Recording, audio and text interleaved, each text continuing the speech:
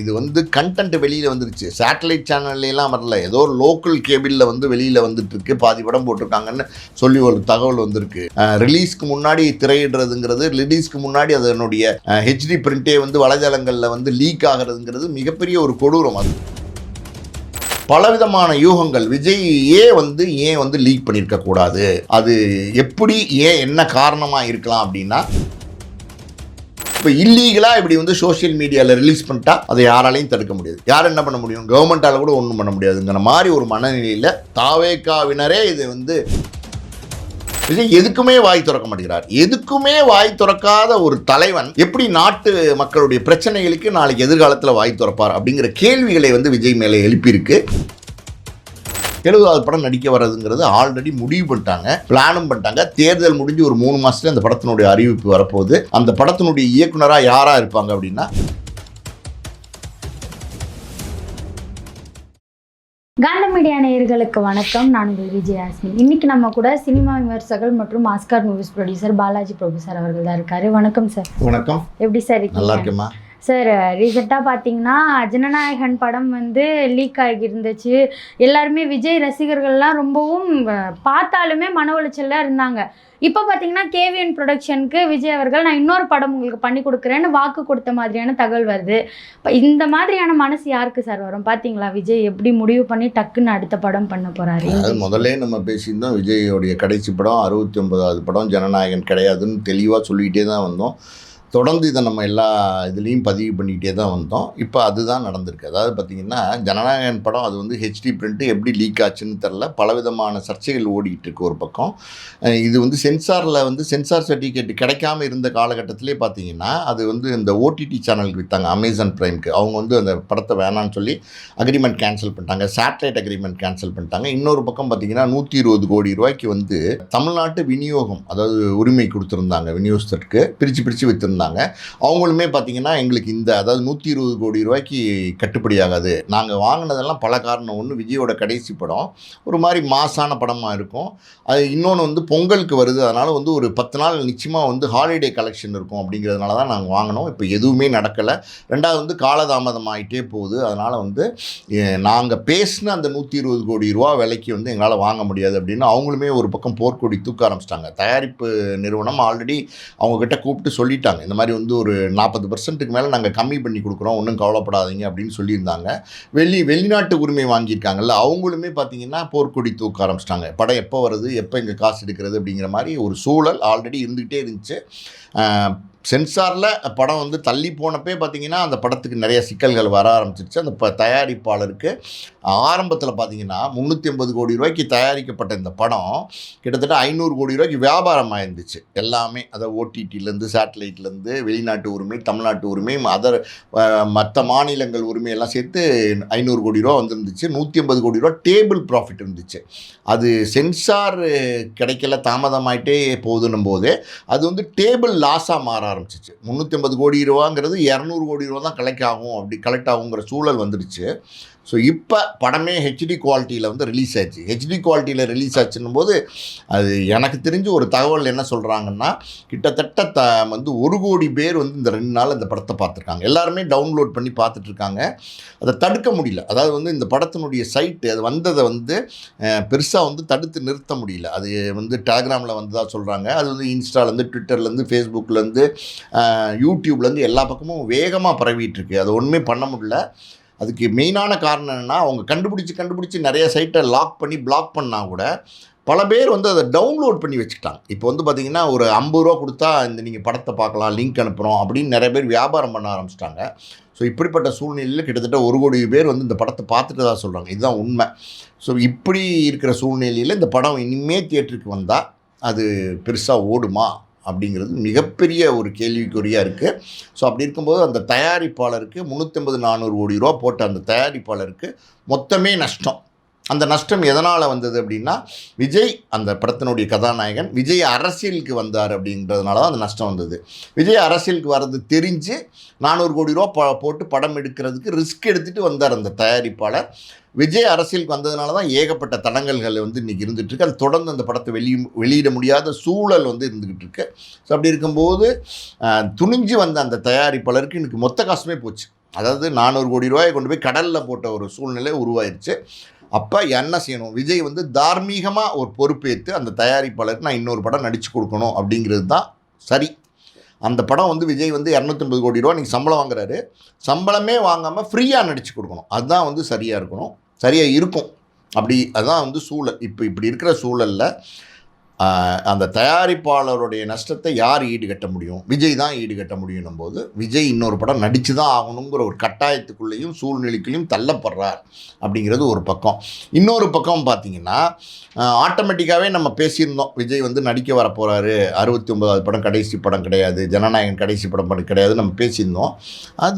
அதுக்கு வந்து சாதகமாக சில காரணங்கள் அவருக்கு வந்து ஈஸியாகிடுச்சு. அதாவது அவர் நடிக்க போகிறது, எல்லோரும் நடிக்க வந்தார்னு வச்சுக்கோங்க.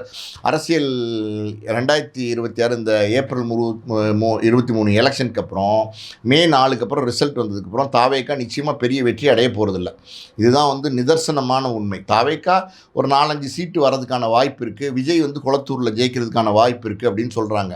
விஜய் வந்து இந்த தேர்தலை பொறுத்த வரைக்கும் ஓட் ஸ்பாய்லர், அதாவது ஓட்டை வந்து பிரிப்பார். ஏடிஎம்கே டிஎம்கே அவங்களுக்குள்ள ஓட்டை வந்து பிரிப்பார் விஜய் அப்படின்னு தான் சொல்கிறாங்க. ஸோ விஜய்க்கு ஆட்சி அமைக்கிற அளவுக்கு இந்த தேர்தலில் வந்து ஒரு மெஜாரிட்டி நிச்சயமாக 100% வந்து கிடைக்க போகிறதில்ல. அது நம்ம இப்போவே வந்து உறுதியாக சொல்லலாம். அப்படி இருக்கும்போது அடுத்த 5 வருஷம் விஜய் சொன்ன மாதிரி அவர் நடிக்க மாட்டார், அவர் நடிகனாக கிடையாது, சினிமா துறைக்கு இல்லை அப்படின்னா அரசியல்வாதியாக தான் அவர் இருந்தாகணும். அரசியல்வாதியாக 5 வருஷம் வந்து ஒரு ஸ்ட்ராங்கான ஒரு பார்ட்டியை நடத்தக்கூடிய ஒரு கேப்பபிலிட்டி, அந்த கெப்பாசிட்டி விஜய்க்கு இருக்கா அப்படின்னா இல்லை. ஒரு முழு நேர அரசியல்வாதியாக விஜய் பயணிப்பாரா அப்படின்னா நிச்சயமாக பயணிக்க மாட்டார் அப்படிங்கிறது தெளிவாக தெரியுது. எதில் தெளிவாக தெரியுதுன்னா, அவர் சமீபத்தில் வந்து பார்த்திங்கன்னா இந்த தேர்தலை அறிவித்ததுக்கப்புறம் எல்லா கட்சியும், அதாவது டிஎம்கேலேருந்து ஏடிஎம்கேலேருந்து நாம் தமிழர் கட்சியிலேருந்து விடுதலை சிறுத்தை கட்சியிலேருந்து பாஜகலேருந்து எல்லா கட்சியுமே தீவிர பிரச்சாரத்தில் ஈடுபட்டுருக்காங்க. ஒரு நொடி கூட வேஸ்ட் பண்ணாமல் பிரச்சாரத்தில் ஈடுபட்டுருக்காங்க. சாப்பிடலை, தூங்கலை, எதுக்குமே நேரம் இல்லை அவங்களுக்கு. அந்தளவுக்கு வந்து விறுவிறுப்பாக பிரச்சாரம் பண்ணிகிட்டு இருக்காங்க. இப்படிப்பட்ட சூழலில் கூட விஜய் வந்து பிரச்சாரத்துக்கு வெளியே வர மறுக்கிறார். அது என்ன காரணம், அவரோட மனநிலை என்ன அப்படின்னு நமக்கு தெரியாது. ஆனால் ஒரு கட்சி தலைவர் 234 தொகுதியிலையும் இந்த எலெக்ஷனில் போட்டிடுறாருன்னும் போது அவரை நம்பி போட்டிடுற வேட்பாளர்களுக்கு அவர் தான் போகணும், அவர் தான் முகம். விஜய் தான் இங்கே, விஜய் தவிர யாருமே இல்லை இந்த கட்சியில். வேறு யாராவது போனாங்கன்னா மக்கள் ஓட்டு போடுவாங்கன்னா ஓட்டு போட மாட்டாங்க. அப்படி இருக்கும்போது விஜய் வந்து பெரம்பூருக்கு அந்த வேட்புமனு போடுற அன்னைக்கு போனார், திருச்சி கிழக்கு வேட்புமனு போடுற அன்னைக்கு போனார், அப்புறம் ஒரு பாண்டிச்சேரிக்கு போனார், ஒரு தூத்துக்குடி திருநெல்வேலிக்கு போனார், ஒரு காரைக்குடிக்கு போனார். இப்படி விஜய் வந்து ஒரு நாள் போனார்னா 4 நாள் லீவ் எடுத்துக்கிறார், 4 நாளுக்கு அப்புறம் மறுபடியும் ஒரு நாள் போனார்னா திருப்பி 2 நாள் லீவ் எடுத்துக்கிறார். இப்படி தான் வந்து பிரச்சாரங்கள் பண்ணிகிட்டு இருக்கார்.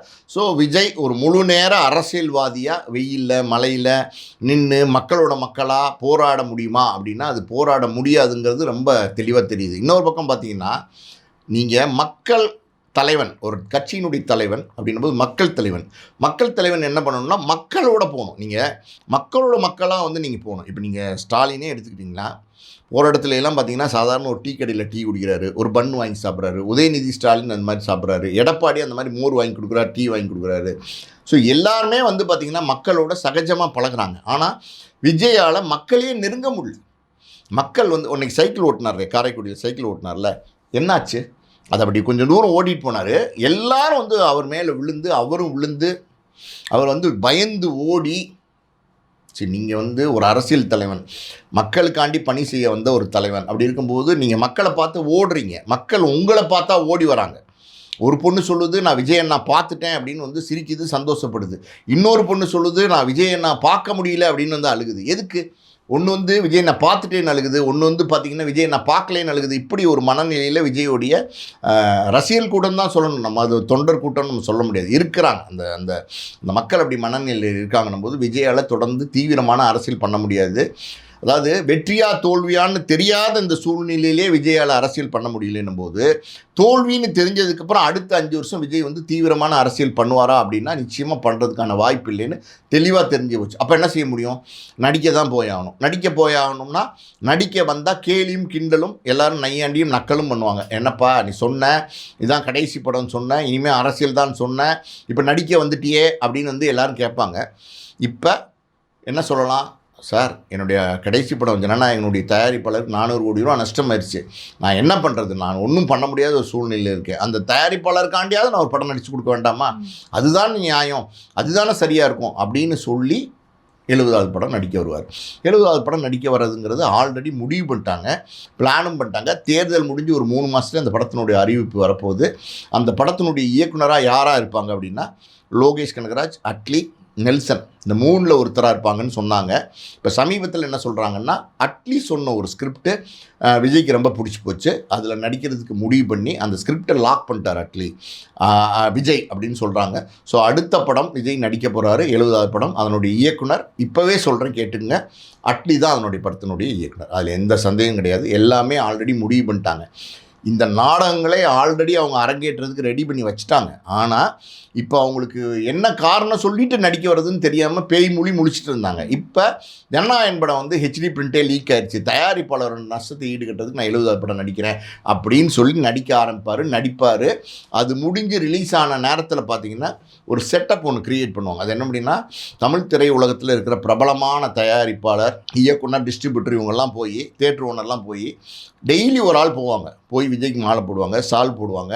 சார் நீங்கள் மறுபடியும் தொடர்ந்து நடிக்கணும் சார், நீங்கள் தான் வந்து இந்த எப்படி சொல்ல சினிமா உலகத்தை காப்பாற்ற வந்த தெய்வம் சார், நீங்கள் சினிமா விட்டு போகவே கூடாது சார், நீங்கள் அரசியல் பண்ணுங்கள் சார், ஆனால் சினிமா தொடர்ந்து நடிக்கணும் சார், சார் நீங்கள் நடிக்கணும் சார், சார் நீங்கள் நடிக்கணும் சார்னு டெய்லி ஒரு மாலையும் டெய்லி ஒரு பொன்னாடியும் விஜய் கழுத்தில் விழுகும். அதெல்லாம் செட்டப் பண்ணிவிட்டு என்ன சொல்லுவார்னா, சினிமா துறையினர் என் மேலே இவ்வளோ நம்பிக்கை வச்சுருக்காங்க, நான் எப்படி அவங்களையெல்லாம் தட்டி விட்டுறது, அவங்களுக்கு துரோகம் பண்ணிட்டு போகிறதுக்கு எனக்கு மனசு வரல, அதனால் நான் தொடர்ந்து நடிக்கிறேன் அப்படின்னு சொல்லிட்டு தொடர்ந்து நடிப்பார். ரஜினி இப்போ 173 நடிக்கிறார்ல, அதே மாதிரி வந்து விஜய் வந்து 183, 193 நடித்தாலும் ஆச்சரியப்படுறதுக்கு இல்லை. சார் நீங்கள் சொன்ன மாதிரி ஜனநாயகன் லீக் ஆனதை காரணம் காட்டி விஜய் இன்னொரு படம் நடிக்க போகிறாருன்னு சொல்கிறீங்க.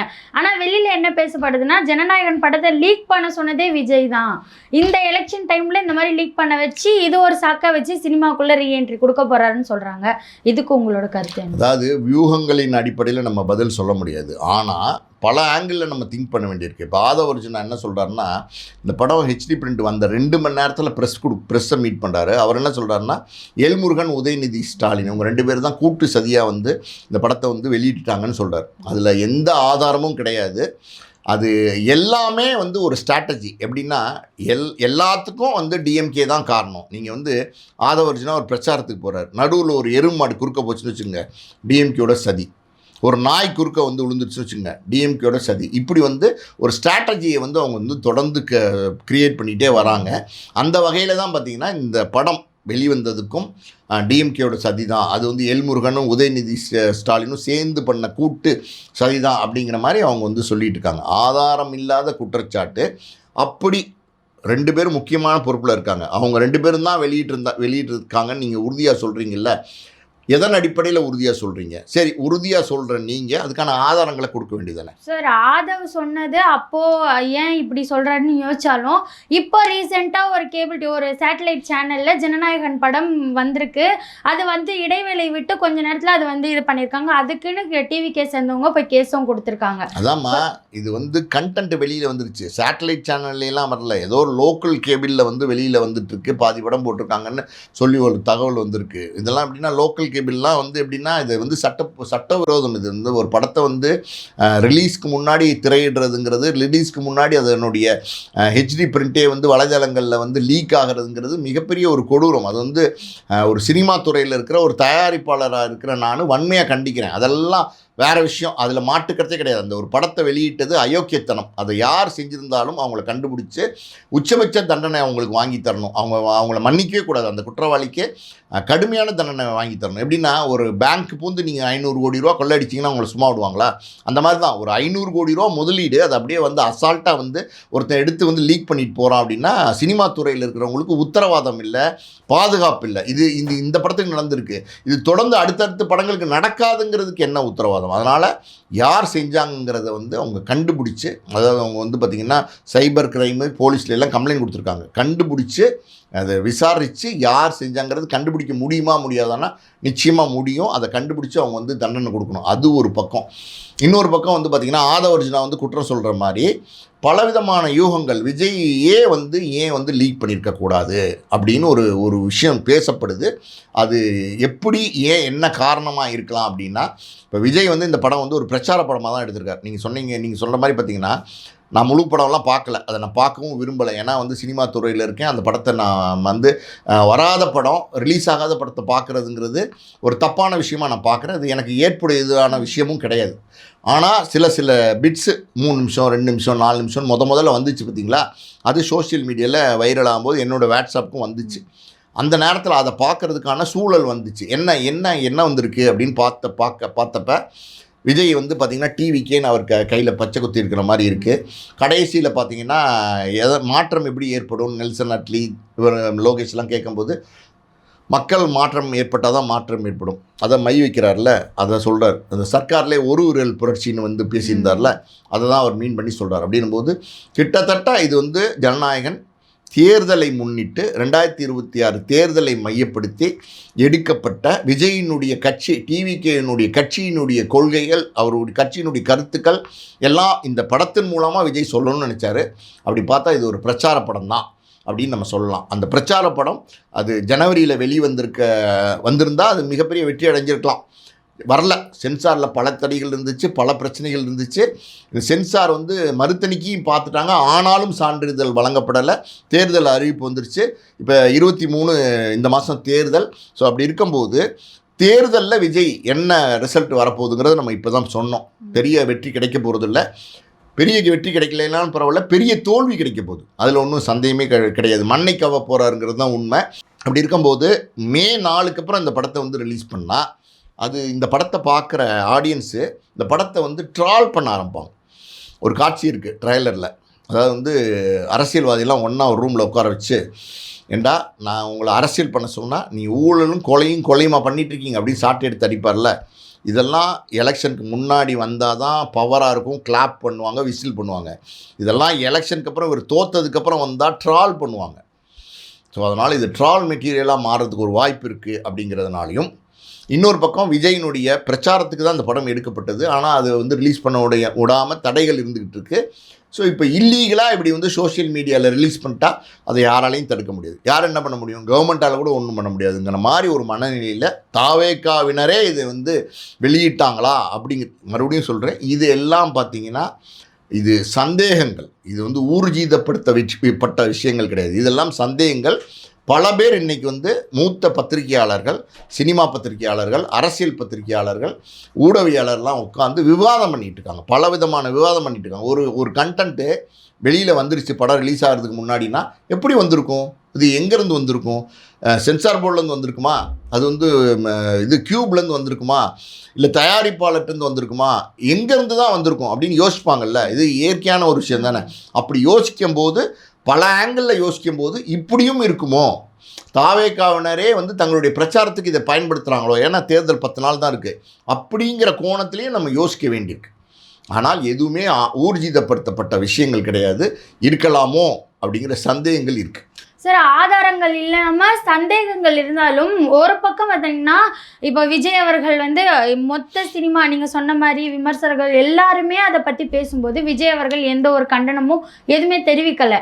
அதே நேரம் பார்த்தீங்கன்னா யார் பண்ணா இந்த வேலையை அப்படின்னு சொல்லிட்டு 6 பேரை கைது பண்ணி விசாரிச்சுட்டு இருக்கும்போதே ஒரு கண்டனம் தெரிவிக்காமல் அதுக்குள்ளே போய் நான் அடுத்த படம் பண்ணித்தரேன்னு சொல்லும்போது அது ஒரு பெரிய சந்தேகமாக இருக்கு இல்லையா? விஜய் அடுத்த படம் பண்ணித்தரேங்கிறது அவர் அதிகாரப்பூர்வமாக எங்கேயுமே சொல்லலை. அடுத்த படம் விஜய் பண்ண போகிறாரு, அடுத்த படம் விஜய் பண்ணுறதுக்கு இதுதான் காரணம், அந்த தயாரிப்பாளருக்கு நஷ்டம்னால இன்னொரு படம் பண்ணி கொடுக்க போகிறாரு அப்படி தான் வந்து பேச்சு வந்திருக்கே தவிர விஜய் வந்து இந்த தகவலை வந்து இந்த செய்தியை வந்து ஊர்ஜிதப்படுத்தலை. அது முதல்ல தெரிஞ்சுக்குங்க.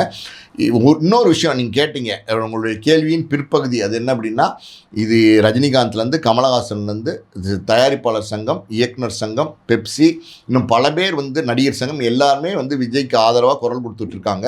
அப்படி இருக்கிற சூழ்நிலையில் இது விஜய் படம், விஜய் சம்மந்தப்பட்ட படம், விஜய் அரசியலுக்கு வந்ததுனால தான் இவ்வளோ பிரச்சனைகள் இந்த படத்துக்கு. அப்படிங்கும்போது இந்த படம் ஹெச்டி பிரிண்ட்டு லீக் ஆனது, அது சம்மந்தமாக விஜய் ஒரு வார்த்தை கூட பேசாமல் மௌனமாக இருக்கிறதுங்கிறது ரொம்ப ரொம்ப தப்பு, கண்டிக்க வேண்டிய விஷயம். விஜய் வாய் திறக்கணும். விஜய் எதுக்குமே வாய் திறக்க மாட்டேங்கிறார். எதுக்குமே வாய் திறக்காத ஒரு தலைவன் எப்படி நாட்டு மக்களுடைய பிரச்சனைகளுக்கு நாளைக்கு எதிர்காலத்தில் வாய் திறப்பார் அப்படிங்கிற கேள்விகளை வந்து விஜய் மேலே எழுப்பியிருக்கு. தொடர்ந்து விஜய் வந்து இதை வந்து பண்ணிகிட்டே வரார். பல விஷயங்கள் விஜய் வந்து சென்சாரில் வந்து படம் தடைபட்டு நின்னப்ப விஜய் பேசவே மாட்டேங்கிட்டார். இன்றைக்கி வந்து திருநெல்வேலியை பேசுகிறாரு, ஜனநாயகனை முடக்குனாங்க, அதை முடக்குனது யார் அப்படின்றது எல்லாருக்கும் தெரியும் அப்படிங்கிறார். யார் அப்படிங்கிறத நீங்களே சொல்ல வேண்டியது தானே, யாருன்னு உங்களுக்கு தெரியும்ல, சொல்லுங்கள். அரசியல் தானே பண்ணுறீங்க, அரசியல்வாதி தானே நீங்கள், ஒரு கட்சி தலைவர் தான் நீங்கள் அது யாருங்கிறது நீங்கள் ஏன் சொல்ல மறுக்கிறீங்க? யார் உங்களுக்கு தெரியும் அப்படிங்கிற கேள்வியை ஏன் வைக்கிறீங்க? யாருங்கிறத நீங்கள் சொல்லுங்கள். அந்த தைரியம் இருக்கா உங்களுக்கு? இல்லை அது அதாவது பொத்தாம் பொதுவாக வந்து எதையாவது பேசிட்டு போகிறாரு. இன்றைக்கி இந்த விஷயத்தில் நியாயமாக பார்த்தீங்கன்னா விஜயினுடைய குரல் மிகப்பெரிய ஒரு குரலாக இருக்கும், மிகப்பெரிய ஒரு பலமாக இருக்கும். அது அந்த அநீதியை எதிர்த்து போராடக்கூடிய குரலாக இருக்கும். ஆனால் விஜய் வந்து மௌனமாக இருக்கிறார் அப்படிங்கிறது தான் உண்மை. சார், விஜய் அடுத்த படம் பண்ண போகிறாரு, அதெல்லாம் தாண்டி இப்போ ஜனநாயகனோட நிலைமை என்ன? ஒருவேளை லீக் ஆனதுனால ஓடிடியில் வரப்போகுதுன்னு சில பேர் சொல்கிறாங்க, இல்லை வெயிட் பண்ணி தேட்டரில் தான் வரப்போகுதுன்னு சொல்கிறாங்க. என்ன தான் நடக்க போகுது ஜனநாயகம்? அவங்க என்ன பண்ண போகிறாங்கன்னு நமக்கு தெரியலமா. ஆக்சுவலி பார்த்தீங்கன்னா ஒரு 350-400 கோடி ரூபா போட்டு படத்தை எடுத்திருக்காங்க. ஒரு பெரிய பட்ஜெட் படம். 400 கோடி ரூபாங்கிறது ஒரு சாதாரணமான ஒரு இன்வெஸ்ட்மெண்ட் கிடையாது. ஒரு தயாரிப்பாளர் இவ்வளோ பெரிய பணத்தை வந்து போட்டு எடுக்கிறார் அப்படின்னா யாரை நம்பி எடுக்கிறார் அப்படின்னா அந்த ஸ்டார் விஜய். இன்றைக்கி தமிழ் சினிமாவில் ஒரு முக்கியமான நடிகர், சூப்பர் ஸ்டாராக இருக்கார். அவரை போட்டால் நம்ம நினச்ச மாதிரி பிஸ்னஸ் பண்ணலாம், நினச்ச மாதிரி பணம் சம்பாதிக்கலாம் அப்படிங்கிற ஒரு நம்பிக்கையில் தான் வந்து இந்த படத்தை வந்து தயாரிப்பாளர் எடுத்தார். இன்றைக்கி வந்து பார்த்திங்கன்னா டோட்டலாகவே வந்து என்ன பண்ண போகிறோன்னு தெரியாமல் தத்தளிக்கிற சூழ்நிலையில் அந்த தயாரிப்பாளர் மாட்டிட்டு நிற்கிறாரு. நான் கேள்விப்பட்ட விஷயம் என்னென்னா, சிரஞ்சீவி தெலுங்கில் வந்து சூப்பர் ஸ்டார், அவரை வச்சு ஒரு படம் வந்து எடுக்கிறதுக்கு அட்வான்ஸ் எல்லாம் கொடுத்துருக்காங்க. நேற்று அந்த படத்தினுடைய பூஜை நடக்கிறதா இருந்துச்சு ஆந்திராவில். ஆனால் அந்த பூஜை வந்து தெலுங்கானாவில் அந்த பூஜை வந்து நடக்காமல் நிறுத்தி வச்சுட்டாங்க. காரணம் என்னென்னா, இப்படி ஒரு பெரிய நஷ்டம் ஏற்பட்டுருச்சு, அது மிகப்பெரிய மன உளைச்சலை அந்த தயாரிப்பாளர் கொடுத்துருக்கு அப்படின்னு சொல்லி அதை வந்து அந்த பூஜையை வந்து அவங்க நடத்தலை, அது தள்ளி வச்சுருக்காங்க. படம் எடுக்கிறாங்க ஆனால் தள்ளி வச்சுருக்காங்க. ஸோ இப்படி சூழ்நிலையில் இதை வந்து தியேட்டருக்கு கொண்டு வர போகிறாங்களா, இதை வந்து ஓடிடியில் கொண்டு வர போகிறாங்களா அப்படிங்கிற பல கேள்விகள் இருக்குது. ஒருவேளை தியேட்டருக்கு கொண்டு வராங்க அப்படின்னா இது ஆல்ரெடி கிட்டத்தட்ட நான் சொன்ன மாதிரி 1 கோடி பேருக்கு மேலே இந்த படத்தை பார்த்துட்டாங்கன்னும் போது மறுபடியும் ஒரு பார்த்த படத்தை ஜோஸ் மாஸ் அதில் இருக்கணும். விஜய் என்ன பேச போகிறாரு, விஜய் எப்படி நடிக்க போகிறாரு, அடுத்த சீன் என்ன அப்படிங்கிற ஒரு எக்ஸ்பெக்டேஷன் இருந்தால் தான் தியேட்டர் ஆடியன்ஸ்க்கு வந்து என்ஜாய்மெண்ட்டாக இருக்கும். அது இல்லாமல் போயிடுச்சு. இப்போ அப்படி இல்லாமல் போனதுனால தியேட்டரில் ரிலீஸ் பண்ணால் அந்த ஒரு க்ரௌடு வருமா, அந்த ஒரு என்ஜாய்மெண்ட் இருக்குமா அப்படிங்கிறது டவுட்டு தான். விஜய் ரசிகர்கள் படத்தை வந்து தியேட்டரில் பார்ப்பாங்க, ஆனால் எல்லாரும் பார்ப்பாங்களா அப்படிங்கிறது கேள்வி. விஜய் ரசிகர்கள் மட்டும் ஒரு படத்தை பார்த்து அது மிகப்பெரிய வெற்றி படமாக ஆக்க முடியாது. பொதுமக்கள் வந்து அந்த படத்தை பார்க்கணும். பொதுமக்கள் அந்த படத்தை பார்க்கல அப்படின்னா அது மிகப்பெரிய தோல்வி தான். அதனால் தியேட்டர் ரிலீஸ் பண்ணுறாங்களா அப்படின்னா அது சந்தேகம்தான். இன்னொரு பக்கம் ஓடிடியிலையாவது ரிலீஸ் பண்ணலாம் அப்படின்னு நினச்சா 120 கோடி ரூபா போட்டு படத்தை வாங்கினவங்க ஆல்ரெடி படம் வரலேன்னு கேன்சல் பண்ணிட்டாங்க. இப்போ நீங்கள் ஓடிடி போய் கேட்டிங்கன்னா அவங்க 40 கோடி ரூபாய்க்கு கொடுங்க, 50 கோடி ரூபாய்க்கு கொடுங்க அப்படின்னு கேட்பாங்க. ஸோ இது வந்து அவ்வளோ பெரிய நஷ்டம், அது ஒன்றும் பண்ண முடியாது. ஸோ கொடுப்பாங்களா, ஓடிடியில் வெளியிடுவாங்களா, திரையரங்கத்தில் வெளியிடுவாங்களா, இல்லை வெளியிடாமலே விட்டுருவாங்களா அப்படிங்கிறது தெரில. வெளியிடாமல் விடுறதுக்கான வாய்ப்பு இல்லை. ஏதாவது ஒரு தளத்தில் வந்து நிச்சயமாக வெளியிடுவாங்க. அது என்னங்கிறது அநேகமாக கூடிய சீக்கிரம் முடிவெடுப்பாங்க. ஆனால் சார், விஜய் அவர்கள் ஆல்ரெடி ஆடியோ லான்ச்சில் சொல்லியிருந்தாரு, என் படம் பண்ணும்போது நிறைய பிரச்சனை வரும், அதெல்லாம் தாண்டி உங்களுக்கு ஓகேவான்னு கேட்டு தான் பண்ணுறேன்னு சொல்லியிருந்தாரு. அதை தாண்டி இன்னொரு படம் பண்ணால் அந்த படத்தை ஃப்ரீயாக பண்ணி கொடுப்பாரா? அந்த அளவுக்கு நல்ல மனசு விஜய்க்கு இருக்கா? ஃப்ரீயாக பண்ணி கொடுத்தாதாம அது நியாயம். ஒன்று ஃப்ரீயாக பண்ணி கொடுக்கணும், இல்லை அந்த 400 கோடி ரூபா நஷ்டத்தை அந்த தயாரிப்பாளர் கொடுக்கணும். காரணம் என்ன அப்படின்னா, இது தயாரிப்பாளர் தான் ஒரு லாப நஷ்டம் சாரும், அது வேறு விஷயம். ஆனால் இந்த படம் ஜனநாயகனை பொறுத்த வரைக்கும் விஜய் தான் காரணம். விஜய் அரசியலுக்கு வந்ததுனால தான் அவருடைய படத்துக்கு வந்து சர்டிஃபிகேட் கிடைக்கல, மறுதணிக்கைக்கு பார்த்தாங்க, மறுதணிக்கைக்கு பார்த்து வந்து படத்தை வந்து கொடுக்கல.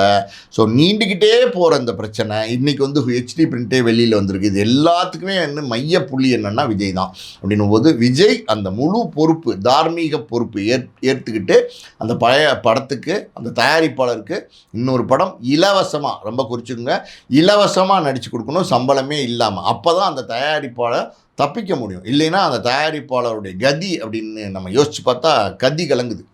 சார் இவர் இலவசமா பண்ணாலும் இப்போ போட்ட அந்த 400-600 கோடி அந்த படத்து மூலியமா இவங்களால எடுக்க முடியும், ஈடு செய்ய முடியும். அதாவது வந்து பார்த்தீங்கன்னா 400 கோடியை எடுத்துட முடியுமா அப்படின்னா 400 கோடியை வந்து ஈடு செய்ய முடியும். இப்போ விஜய் 250 கோடி ரூபா சம்பளம் இல்லாமல் ஒரு படம் நடிக்கிறாருன்னு வச்சுங்களேன், ஒரு காஸ்ட் ஆஃப் ப்ரொடக்ஷன் ஒரு பட்ஜெட்டையும் கால்குலேட் பண்ணி ஒரு படம் நடிக்கிறார் அப்படின்னா 100 கோடி 150 கோடி ரூபாயில் total other expenses cost of ப்ரொடக்ஷனில் அந்த படத்தை முடிக்க முடியும். ஸோ விஜய் சம்பளம் 250 கோடி 150 கோடி செலவு ரெண்டும் சேர்த்தா 400 கோடி. இப்போ விஜய் சம்பளம் 250 கோடி இல்லை, மைனஸ் பண்ணியாச்சு. 150 கோடிக்கு மட்டும்தான் படத்தை எடுத்திருக்காங்கன்னும் போது அந்த படம் வியாபாரம் 500 கோடிக்கு ஆகுமா? அப்போ போட்ட காசு 150, வியாபாரம் 500 கோடி, எவ்வளோ லாபம்? 350 கோடி. அப்போ இதில் போட்ட 350 கோடி எடுத்துட முடியுமா? எடுத்துட முடியும். ஈடு செய்ய முடியுமா? இல்லை நஷ்டத்தை ஈடு செய்ய முடியும். அதுதான் கணக்கு. டிவிகே சம்மந்தப்பட்டு நிறைய விஷயங்களை பகிர்ந்ததுக்கு நன்றி சார். நன்றி.